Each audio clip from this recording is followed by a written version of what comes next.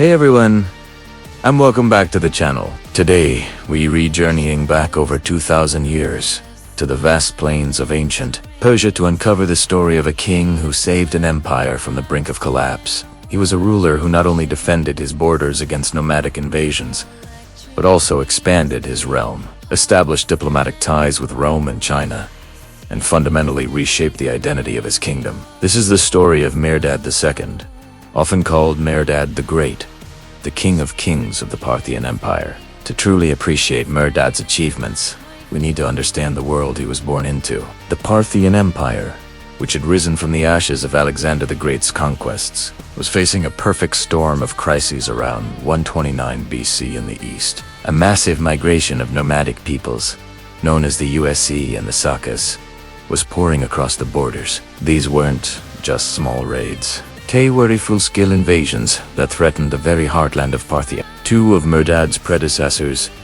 Mithridates II and Artabanus I, had been killed in battle fighting these invaders.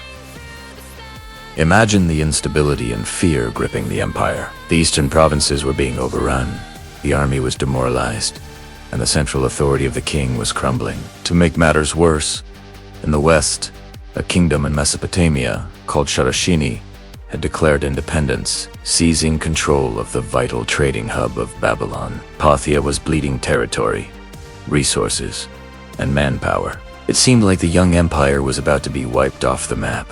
It was into this chaotic and desperate situation that Mithridates II descended to the throne around 124 BC.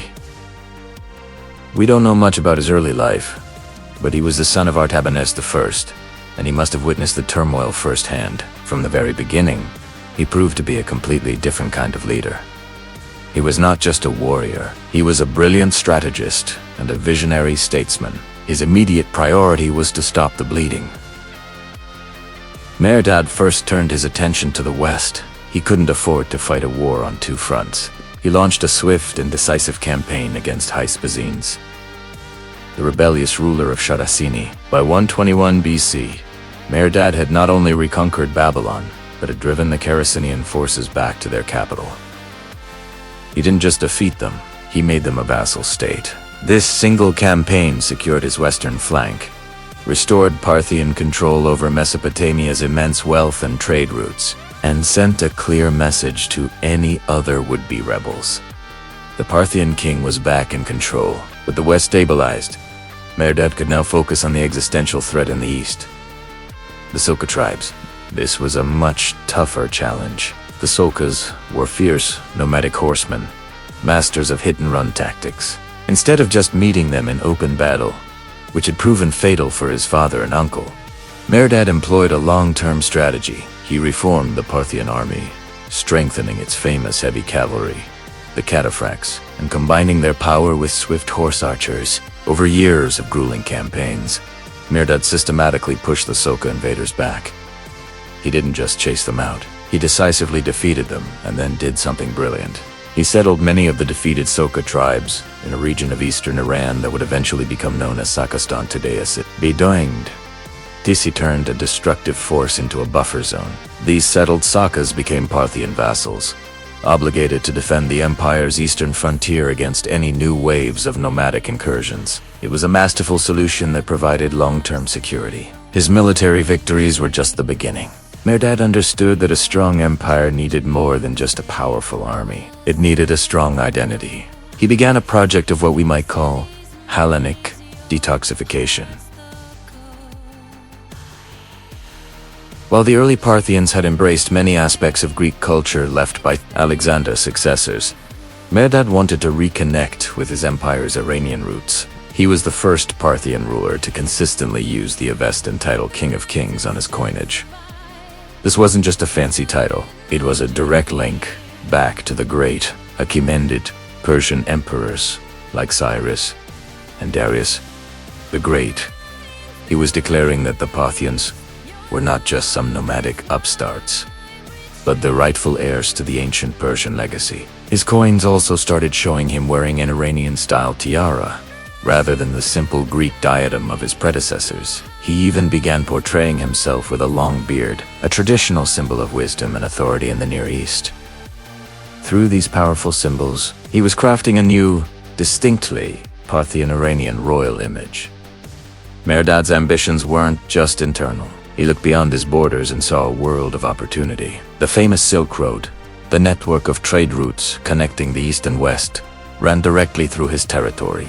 By securing his empire, he made these routes safe for merchants and caravans. This brought a flood of wealth into the Parthian treasury, funding his army and his building projects. It also brought him into contact with the other great powers of the age. In the East, the Han dynasty of China was expanding its influence westward.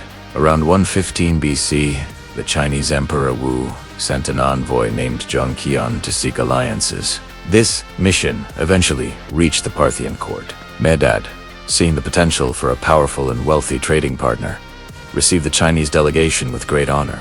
This marked the first official diplomatic contact between the civilizations of Iran and China, a relationship that would shape the history of the Silk Road for centuries. At the same time, a new power was rising in the far west: Rome. As Mithridates was consolidating his power, the Roman Republic was expanding eastward. Inevitably, their spheres of influence would meet. The flashpoint was the Kingdom of Armenia, a buffer state located between Parthia and Roman-controlled territory. Mithridates intervened in Armenian politics, placing his preferred candidate, Tigranes the Great, on the throne. Tigranes, who had been a hostage at the Parthian court, became a loyal ally. This move effectively made Armenia a Parthian client state and dramatically expanded Mithridates' influence into the Caucasus and Anatolia. This expansion led to one of the most significant moments in world history. In 96 BC, a Roman praetor named Lucius Cornelius Sulla was in Cappadocia, on the eastern edge of the Roman world. Mithridates sent one of his diplomats, Orobesus, to meet with him.